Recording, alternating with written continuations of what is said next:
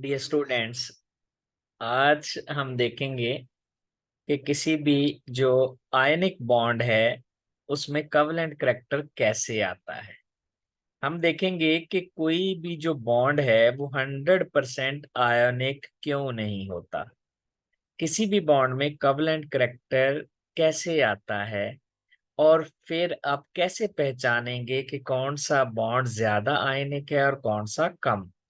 यानी आपको कंपाउंड दे दिए जाएं और पूछा जाए इसमें से किस में आयनिक करैक्टर ज्यादा है, किस में कवलेंट करैक्टर ज्यादा है, तो आप कौन से फैक्टर देखेंगे जिसकी बुनियाद पर आप ये क्वेश्चन सॉल्व कर सकें।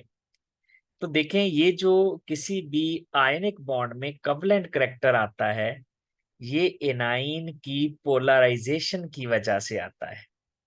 और एनाइन में पोलराइजेशन क्यों आती है? ये आती है केटाइन की पोलराइजिंग पावर की वजह से। देखें, ये हमारे पास केटाइन है जबकि ये हमारे पास एनाइन है। केटाइन का साइज स्मॉल होता है, चार्ज डेंसिटी ज्यादा है, और ये एनाइन का साइज बड़ा है। होता ये है कि ये जो केटाइन है ये इलेक्ट्रॉन को, एनाइन के इलेक्ट्रॉनिक क्लाउड को अपनी तरफ खींचना शुरू कर देता है इस तरह से। यानी इसमें पोलराइजेशन क्रिएट करवाता है। अब रिजल्ट क्या निकलेगा? जब ये इसके इलेक्ट्रॉनिक क्लाउड को अपनी तरफ अट्रैक्ट करेगा तो इसमें इसकी सिमेट्री जो है वो खत्म हो जाएगी, इसमें डिस्टॉर्शन आ जाएगी। इसका इलेक्ट्रॉनिक क्लाउड सारे का सारा एक साइड पे इस तरह से जमा हो जाएगा। इलेक्ट्रॉनिक क्लाउड जब एक साइड पे आ जाएगा तो उसमें शेयरिंग की टेंडेंसी बढ़ जाएगी, यानी इलेक्ट्रॉन दोनों के तकरीबन दरमियान आना स्टार्ट करेंगे, जिसकी वजह से ऐसे लगेगा जैसे इलेक्ट्रॉन अब दोनों के दरमियान शेयर हो गए हैं। तो जब केटाइन अपनी तरफ इलेक्ट्रॉनिक क्लाउड को अट्रैक्ट करता है एनाइन के, तो इस तरह से एनाइन जो है उसमें पोलराइजेशन डिस्टॉर्शन आती है, सिमेट्री उसकी डिस्टर्ब होती है।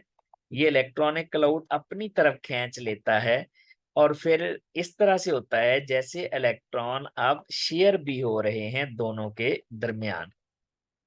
तो ये पोलराइजेशन ऑफ एनाइन जब होती है, और ये करवाता कौन है? केटाइन। तो तब जो आयोनिक बॉन्ड होता है उसमें कवलेंट करैक्टर भी आ जाता है।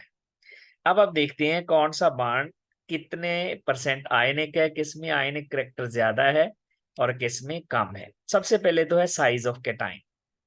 केटाइन का साइज जितना छोटा होता है किसी भी कंपाउंड में कवलेंट करैक्टर उतना ही ज्यादा होता है और आयनिक करैक्टर उतना ही कम।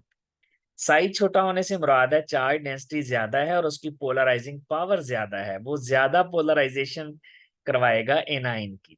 जैसा कि आप देखें, हमारे पास सोडियम क्लोराइड है और फिर हमारे पास है सोडियम पोटेशियम क्लोराइड।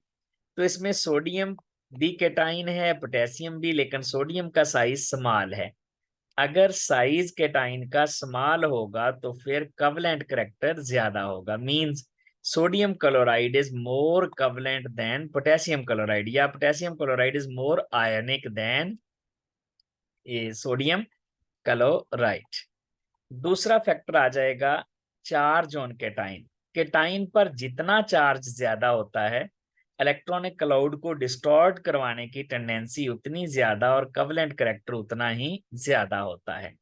जैसा कि देखें, हमारे पास है मैग्नीशियम क्लोराइड। मैग्नीशियम पर चार्ज होता है +2, एल्यूमिनियम पर +3 है। तो जितना पॉजिटिव चार्ज ज्यादा होता है उतनी ही डिस्टॉर्ट करने की टेंडेंसी ज्यादा और कवलेंट करैक्टर ज्यादा। इसका मतलब है एल्यूमिनियम क्लोराइड ज्यादा कवलेंट है as compare to magnesium chloride which is more ionic than aluminium chloride. Next factor है size of the anion. Size of the anion जितना बड़ा होता है कवलेंट करैक्टर उतना ही ज्यादा होता है। साइज बड़ा होगा तो केटाइन जो है उसके इलेक्ट्रॉनिक क्लाउड को ज्यादा डिस्टॉर्ट कर पाएगा, क्योंकि इसका साइज ऑफ एनाइन बड़ा होने से उसका इलेक्ट्रॉनिक क्लाउड ज्यादा डिस्पर्स होगा। तो यहाँ देखें, सीजियम फ्लोराइड है और सीजियम ब्रोमाइड है, दोनों में केटाइन सेम है। फ्लोराइड -1 है, ब्रोमाइड -1 है, लेकिन ब्रोमाइड का साइज चूंकि बड़ा है तो जब भी एनाइन का साइज बड़ा होता है तो फिर उसमें कवलेंट करेक्टर भी ज्यादा होता है। नीन सीजियम ब्रोमाइड ज्यादा कवलेंट है सीजियम फ्लोराइड से, या ऐसे कह सकते हैं सीजियम फ्लोराइड ज्यादा आयनिक है सीजियम ब्रोमाइड से। सबसे ज्यादा किसी भी बॉन्ड में जो आयनिक करेक्टर होता है वो सीजियम फ्लोराइड में होता है 92%। क्योंकि एक तरफ मोस्ट रिएक्टिव मेटल है और दूसरी तरफ मोस्ट रिएक्टिव नॉन मेटल है, दोनों रिएक्टिविटी में एक्सट्रीम एंड है मेटल और नॉन मेटल, तो सबसे ज्यादा आयनिक करेक्टर इसी में आएगा।